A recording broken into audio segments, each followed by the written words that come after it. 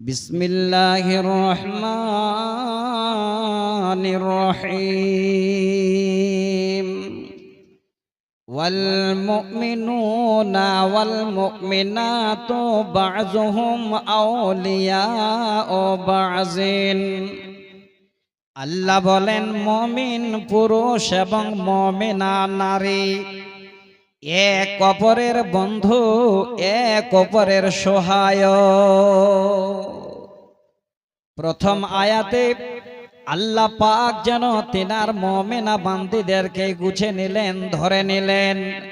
পৃথিবীর নারীদের শান্তির বার্তা আল্লাহর তরফ থেকে এসে গেল। আল্লাহ বলেন, বান্দারে, আমার বান্দীদের তোমাদের থেকে যেন তারা কম নয়। আমি আল্লাহ তোমাদের এক অপরের সঙ্গে যেন তাদের বন্ধুত্বের ভাব দিয়ে দিলাম। আল্লাহ আবার বলেন, ইয়ামুরুনা বিল মারুফি ওয়া ইয়ানহাউনা আনিল মুনকার। ওরে আমার মুমিন বান্দারা, তোমরা যেমন ভালো কাজের আদেশ দেবে, আমার বান্দেরাও তারা ভালো কাজের আদেশ দেবে। তোমরা যেমন সালাত আদায় করবে, ঠিক তেমনি তারাও সালাত আদায় করবে। তোমরা যেমন যাকাত দেবে, ঠিক তেমনি আমার বান্দেরাও তারাও যাকাত দেবে। আল্লাহ বলছেন, উলাইকা সায়ারহামুহুমুল্লাহ। আমি আল্লাহ ওই সমস্ত বান্দা বান্দীদের উপরে আমি আমার রহমতের নজর রাখব।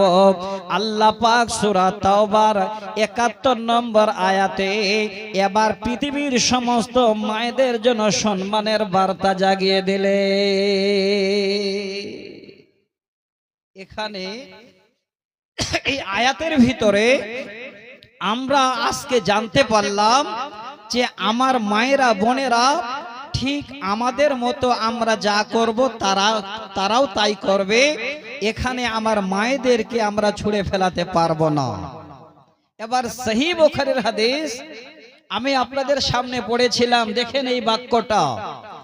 হযরতে উমর রাদিয়াল্লাহু তাআলা আনহু বলছেন, আমরা জানতাম না যে পৃথিবীর বুকে এই নারীদের কোন রকমের হক আছে, কোন অধিকার আছে।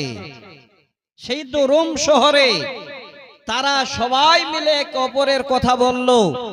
হযরত উমর নিজেই বলছেন, সহিহ হাদিস, হযরত উমর বলেন, কুন্না ফিল জাহিলিয়াতে লা নাউদ্দুন নিসা শাইআ ফালাম্মা জাআল ইসলাম ওয়া যাকারাহুন্না আল্লাহু রাইনা আলাইনা বিযালিকা আলাইনা হাক্কা। হযরত ওমর বলেন, আমরা কোনোদিন মেয়েদেরকে আমাদের ভিতরে গন্তি করতাম না। আমরা কোনোদিন এই মেয়েদেরকে কোনো রকমের সম্মান দিতে হবে সেটা জানতাম না। মেয়েদের যে হক আছে সেটা আমরা জানতাম না। ফালাম্মা জাআল ইসলাম ওয়া যাকারাহুন্না, যখন ইসলাম আসলো ওই মুহূর্তে আমরা জানতে পারলাম এই সমস্ত নারীদের কথা যেন আল্লাহ আমাদের জানিয়েছেন। এই নারীদের হক আছে, বিযালিকা আলাইনা হাক্কা। যখন কোরআন আসলো তারপরে আমরা জানতে পারলাম এই নারীদের আমাদের উপরে তাদের হক আছে। দুটো কথা মাথায় রাখবেন, এই ৭১ নম্বর আয়াত আর সহিহ বুখারীর ৫৮৮৩ নম্বর হাদিস, এই দুটোকে একটু মাথায় রাখলে আপনারা চারটি পয়েন্ট আজকে শুনতে পাবেন। এই 4টি পয়েন্টের ভিতরে আপনাদের আমাদের করণীয় কি দেখবেন। এই মসজিদ তৈরি করার জন্য এখানে একটা পয়েন্ট আছে, যদি আমরা বাড়িতে চর্চা করতে পারি। নাম্বার 1, প্রথম একটা পয়েন্ট বলছি, শুনবেন ভালো করে। আজকে এই গতকালকে ঈদ হয়ে গেছে, তার খুশি তার আনন্দ মানুষ আজকে মানাচ্ছে। রাস্তায় দেখা গেল এত নোংরামি, এত বেহায়ামি, সেই নোংরামিটা কি করে দূর করা যায়, আমি আপনাদের কাছে এই বিষয়টার মধ্যে দ্বিতীয় নম্বর পয়েন্টটাকে ইনশাআল্লাহ তুলে দেব। 4টি পয়েন্ট একটু শুনে নেবেন। 1 নাম্বার পয়েন্ট হলো নারীদের দাওয়াত দানের প্রয়োজনীয়তা। দ্বিতীয় নম্বর হলো নারীদের দাওয়াত দানের প্রথম মার্কাজ হলো পরিবার। তৃতীয় নাম্বার হলো নারীর দাওয়াত দানের পদ্ধতি। চতুর্থ নম্বর হলো নারীর দাওয়াত দানের মহিলাদের বা নারীদের অংশগ্রহণ। এই 4টি পয়েন্ট আমি আপনাদের সামনে খুব তাড়াতাড়ি করে বলবো। আর যে হাদিসটা আপনাদের প্রথম শোনাতে চেয়েছিলাম হযরতে আবু দাহদার হাদিস ইনশাআল্লাহ তুলে দেব খুব তাড়াতাড়ি করে। তাহলে এই 4টি পয়েন্ট বলা যাবে কিনা জানি না। প্রথম পয়েন্টটাকে একটু তুলে ধরি। প্রথম পয়েন্ট কি বললাম? নারীর দাওয়াত দানের প্রয়োজনীয়তা। নারীদের আজকে কোরআন শোনার, এইভাবে ওয়াজ শোনার আমাদের প্রয়োজন কি? কেন আমরা নারীদেরকে কোরআন শোনাই? কেন আমরা তাদের বক্তব্য শোনাই? কেন তাদের জালসাতে নিয়ে আসি? এই পয়েন্টটা আপনাদের কাছে সর্বপ্রথমেই একটা হাদিসকে আপনাদের সামনে তুলে দিই। পৃথিবীর বুকে নারী চলার জীবনে হলো 2 প্রকারের। এবার প্রথম প্রকার, দ্বিতীয় প্রকার, এই 2 প্রকারের নারী আমি আপনাদের বলছি। প্রথম যেটা, সেটা আল্লাহ রাসূল বলছেন পৃথিবীতে এমন নারী আছে যেই নারীরা আমাদের মতো পুরুষদেরকে সেকেন্ডের মধ্যে তারা তাদের ফাঁড়ি জালে তাদের আয়ত্তে করতে পারবে, তাতে কোনো সন্দেহ নেই। সহিহ বুখারী মুসলিমের হাদিস 4951 নম্বর হাদিস। 4টি হাদিস শোনাবো, 52 এবং 53 নম্বর হাদিস, 3টি হাদিস মোট এক জায়গায় আছে। আল্লাহ রাসূল বলছেন মা তারাকতু বাদি ফিতনাতান আজাররা আলার রিজাল বিন নিসা। নবী বলেন আমি চলে যাবার পরে পুরুষের জন্য সব থেকে ফিতনার বস্তু ছেড়ে গেলাম, তারা হলো নারী। এবার কথাটা কত দামি আল্লাহ রাসূল আজ থেকে প্রায় 1450-1500 বছর আগে বলে গেছেন। নবী বলেন মা তারাকতু বাদি ফিতনাতান আজাররা আলার রিজালি মিন নিসা। আমি যাবার পরে পুরুষদের জন্য সব থেকে বড় ফিতনার বস্তু ছেড়ে গেলাম, সেটা হলো পৃথিবীর নারীরা, আমার মা। এবার এই জায়গায় আপনারা কারা আছেন আর এই জায়গায় আপনারা কারা বাদ পড়েছেন? আমি দুটো আপনাদের ভাগ করেছি, একটু দয়া করে শুনবেন। আজকের দিনে আল্লাহর কসম করে বলছি, বেশি দূর নয়, আমি যে দৃশ্যটা আপনার দেখলাম আহেরন ব্রিজে, কোন নারীকে কোন পুরুষ যেন এই রকমের লাইন ধরে তারা নিয়ে এসে এমন করে ছবি করছে। একজন ছবি করে যাচ্ছে, আবার আরেকজন তার পাশে দাঁড়িয়ে ছবি করছে। এটা নাকি আমাদের মুসলিমদের ঈদের আনন্দ। আমি নিজেই শোনাচ্ছি আপনাদের, আল্লাহর কসম বলছি, আজকে এই জায়গাগুলো যদি আমরা ত্যাগ না করতে পারি তাহলে সেই ফিতনা আছে, থাকবে, কিয়ামত পর্যন্ত এই ফিতনা সরবে না। যদি আমরা মূল্যায়ন করি তাহলে সরবে, নচেত নয়। এবার দ্বিতীয় নম্বর হাদিস, নবীজি বলেন ইন্নাদ দুনিয়া হুলওয়াতুন খাজিরাতুন ওয়া ইন্নাল্লাহা মুস্তাগলিফাকুম ফিহা ফায়ানজুরু কাইফা তা'মালুন।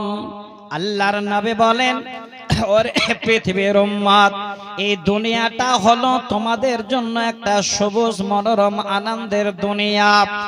এই দুনিয়াতে আল্লাহ পাক তোমাদের প্রতিনিধি করে পাঠিয়েছেন, ফায়ানজুরু কাইফা তা'মালুন, এবং কি কি তোমরা আমল করো, দুনিয়াতে এসে তোমরা কি কর্ম করো, আমি আল্লাহ সব কিছু যেন অবগত আছে, আমি আল্লাহ সব কিছু তোমাদের নজরে রাখে।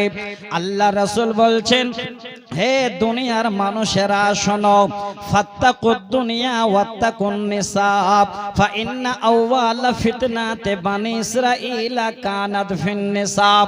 আল্লাহর নবী বলেন, হে পৃথিবীর উম্মত, এই দুনিয়া থেকে তোমরা বাঁচো আর ওই সমস্ত নারীদের কাছ থেকে তোমরা বাঁচো।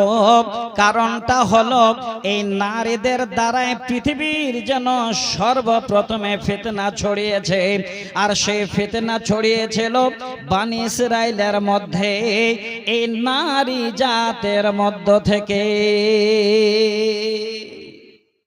প্রথম ফিতনা এই দুনিয়ায় বানি ইসরাইল গোত্রের মহিলার কাছ থেকে এই ফিতনা যেন সৃষ্টি হয়েছে, আর সেই ফিতনা বর্তমানে আমাদের দেশে চোখের সামনে এখনো ভেসে উঠছে। আজকে আমি আমার মায়েদের বলবো, মা বোন আমাকে ইঙ্গিত করেছিলেন মাদানী ভাই যে আপনার বক্তব্য মায়েরা শোনার জন্য আপনার আগ্রহ, তাই আপনি এই আলোচনাটা একটু ভালো করে আমার মায়েদের কানে তুলে দেবেন। তো মা বোন এবার আসেন, আমি আপনাদের দুটো হাদিস শোনালাম, এবার 3 নম্বর হাদিস। আল্লাহ রাসূল বলছে, আসুমু ফিল মারাআতি ওয়াদ-দারি ওয়াল ফারাশ। ও কল্যাণ রয়েছে তিনটি জায়গায়। 1 নাম্বার হলো নারীতে, 2 নাম্বার হলো গাড়িতে, 3 নাম্বার হলো বাড়িতে। এবার দেখেন এই হাদিসটা কত মূল্য। নবী বলেন, নবীজি বলেন, হে পৃথিবীর উম্মত, ও কল্যাণ রয়েছে সেখানে কল্যাণ হবে না তিনটি জায়গায়। 1 নাম্বার হলো নারীতে, যেই ফিতনার কথা আজকে আমরা শুনতে পেলাম। 2 নাম্বার হলো গাড়িতে, 4 নম্বর হলো বাড়িতে। এবার আপনারা বলবেন, মাওলানা নারী গাড়ি বাড়ি এই 3টি কথা আমরা বুঝতে পারলাম না। 1 নম্বরে নারীর ফিতনার কথা আপনাদের জানা হয়ে গেল। 2 নম্বরে যদি আপনার একটা অচল গাড়ি থাকে জীবনে সুখ হবে না। আপনার বাড়িতে যদি খারাপ মানুষ থাকে, বাড়ির পাশে খারাপ প্রতিবেশী থাকে, সুখ আসবে না। আল্লাহর নবী এই জন্য বলেন, হে পৃথিবীর উম্মত, আসুমু ফিল মারাআতি ওয়াদ-দারি ওয়াল ফারাশ। নারীতে, বাড়িতে, গাড়িতে অকল্যাণ রয়েছে। এবার 3টি হাদিস শুনলাম, এত তাড়াতাড়ি আমি আলোচনা করি না, আমি সময়টা দেখছি এই কথাগুলো আপনাদের জানাবার জন্য। এবার 3টি হাদিসের এতটুকু নির্যাস আপনাদের সামনে আমি তুলে দিই। আল্লাহর কোরআন, সূরাটির নাম হলো সূরা ইউসুফ, আয়াত নাম্বার 28। এইটুকু শুধু কালে শব্দ আমার মায়েদের বলছি, মা কথাটা ভালো করে নেবেন। আল্লাহ পাক বলছেন, ইন্না কায়দাকুন্না আযীম। নিশ্চয় এই নারীদের চক্কর হলো অনেক বড় চক্কর। এক কথায় এই 3টি হাদিসের সমস্ত কিছু যেন আমরা বুঝে নিলাম। মায়েরে আমার, আজকের দিনে আপনারা যদি এইভাবে করে রাস্তায় বের হন, ঈদের আনন্দ মনে করে যদি খোলা মাথায় খোলা পোশাক পরিধান করা, তারপরও খোলা বলানো হচ্ছে, ওইভাবে যদি রাস্তায় বের হন, তাহলে আপনাদের থেকে বড় ফিতনার বস্তু আর দুনিয়াতে কিছুই না। অনেক মা বসে আছেন, মাওলানা আমরা তো বের হইনি, আমরা তো বাড়িতেই ছিলাম, তাদের সঙ্গে আমাদেরকে কেন লাগিয়ে দিলেন? মা জননী, আপনাদের আমি লাগাইনি। এবার ওই মায়েরাই সব থেকে ভালো। এবার একটা সহি হাদিস শোনাচ্ছে, শোনেন মন দিয়ে। আল্লাহ রাসূলের গোলাম মাওলা হযরতে সাওবান রাদিয়াল্লাহু তাআলা আনহু তিনি বলছেন, এই হাদিসটাকে দিয়ে যেই মায়েরা আল্লাহ ওয়ালি, যেই মায়েরা আমার দিন ইসলামকে মানে প্রাধান্য দেন, যেই মায়েরা আজকে জালসা শুনতে এসে আল্লাহর আইন কানুন মেনে তারা বসেন, এই মায়েদের জন্য এই হাদিসটা শোনা জরুরি। এই জন্য বলছি, সমস্ত নারীর দ্বারাই ফিতনা হয় না, কিছু কিছু নারী আছে যাদের মাধ্যমে ফিতনা ছড়ায়, আর এমন কিছু কিছু নারী আছে তাদের তুলনা পৃথিবীর কোনো সম্পদ হয় না। হাদিসটা বলি,